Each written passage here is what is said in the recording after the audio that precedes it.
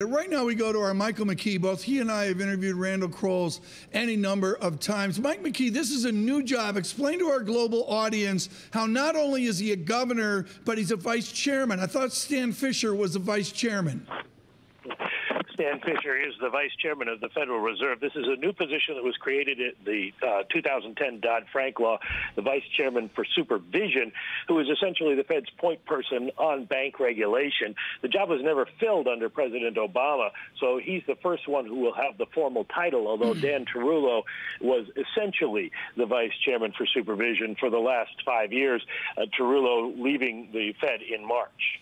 Mike, we've got a photograph of a younger Quarles standing with Secretary Snow, who I believe was of Republican persuasion. Will Democrats push back against this new vice chairman? There doesn't seem to be a lot of reason why they would not like him. He is an establishment Republican who worked in the administrations of both George Bushes at the Treasury Department as, at one point, the Undersecretary for International Affairs, another the Undersecretary for Domestic Finance. So he has a broad experience.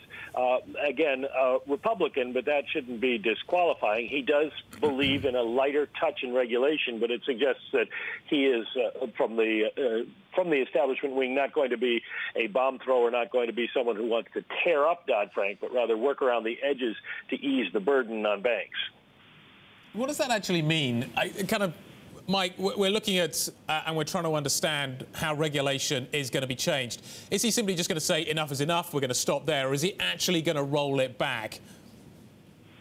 There's not a lot he can do because much of it is written into the legislation, but he can affect the way things are enforced, Guy. He can also change some of the Fed's regulations, and they regulate the biggest banks in the U.S., such as the stress tests that they do every year here. There has been a feeling at the Fed that maybe that's too much. They could do it every 2 years. They might do that.